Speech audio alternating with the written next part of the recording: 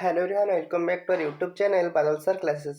सो आज स्टार्ट कर जाऊँ कौन ना आदर्श छात्र जीवन, जोटा कि आमर विद्यालय पढ़ुवा समस्त छात्र छात्री निमंते अति सहज और सुंदर भाषा रे एक रचना आलोचना करवा, जोटा कि आदर्श छात्र जीवन।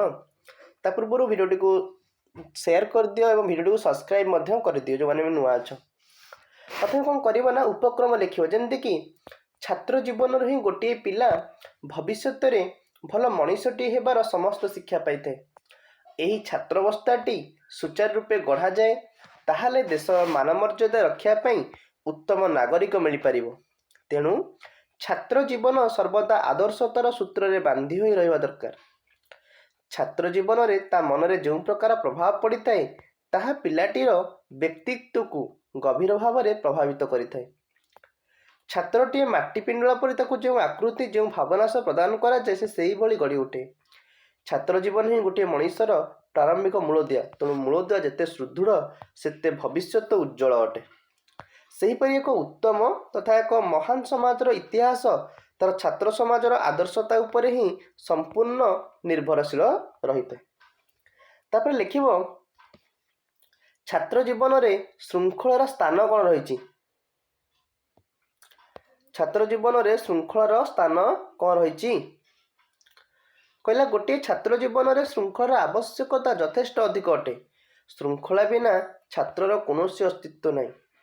छात्र जीवन को श्रृंखलित करने आदर्श शिक्षानीतिर आवश्यकता रही। विज्ञ शिक्षाविद तथा अभिज्ञ शिक्षक मान परामर्श नहीं आदर्श शिक्षानीति प्रणयन करने वांछनीय अटे। देशर महान परंपरा और संस्कृति को स्मरण करी छात्र माने निजर कर्तव्य मार्ग रे अग्रसर हेबा दरकार। अजथा कारण उत्तेजन प्रकाश न करी अवस्था सबको बुझी विचारी स्थिर चित्तरे कार्य करने को पड़िबो। छात्र माने प्रथमतः पारिवारिक परिवेश जड़ित पितामातांकर आचार विचार व्यवहार सेमानंको उपरे गभीर प्रभाव पकाए। तेणु कहवा गले पिलाटीर प्रारंभिक विद्यालय तार परिवार अटे। तेणु जदि पिलाटी को परिवार उत्तम आचरण मिल पार ताहले से भविष्य में श्रृंखलित हो पार एवं सुमार्गरे अग्रगति करि पारिबो। तापर अध्यावसाय अध्ययन। छात्र जीवन में उपयुक्त अध्यावसाय अध्ययन रहा आवश्यक। छात्र जीवन एक सन्यासीर जीवन परि हेबा दरकार। जड़े आदर्श छात्र निकट में 5 गोटी लक्षण रहा उचित। सेगुड़िक है काकस्नान बकध्यान श्वान निद्रा मित्राहार और प्रवास।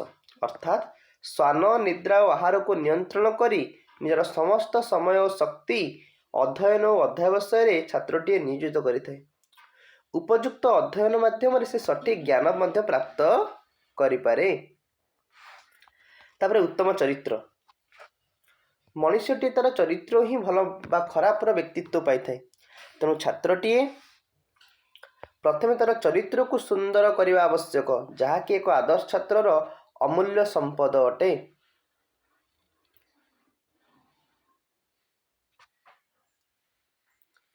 साधुता सत्यवादिता और श्रृंखला छात्रर महनीय चरित्र गठन पाई एक एक स्तंभ परि कार्य करती।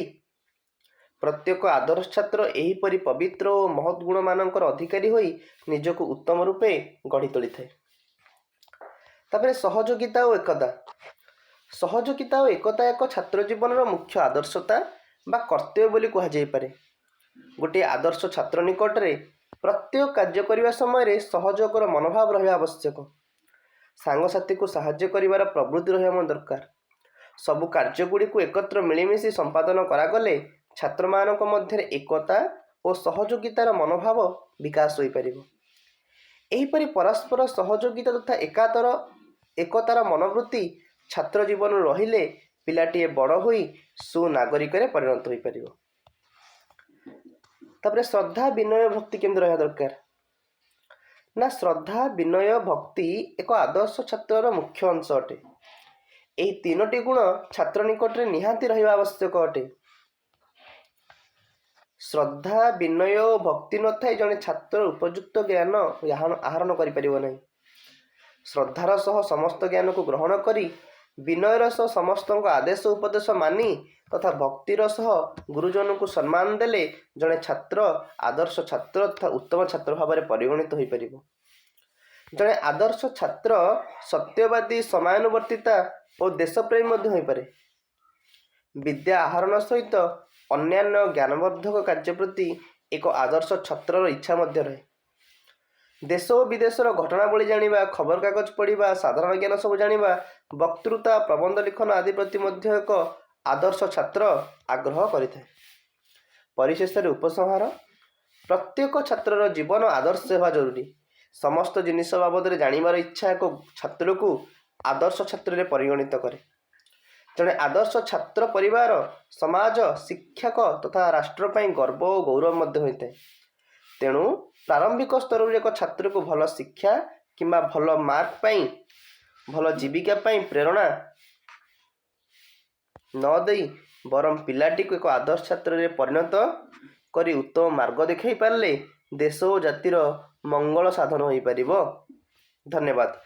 यही सबुदिन आम रचना अपलोड करवा जोटा कि तुम परीक्षा पाई बहुत ही हेल्पफुल रहिबो। आशा करुच्ची आपण मानक भिडियोटी भल लगी। जदि आपण मानक भिडियोटी भल लगी निश्चित भाव में भिडियो को लाइक कर, चैनल को सब्सक्राइब कर और मोस्टली सांग मान सहित शेयर करनियो। Thank you so much.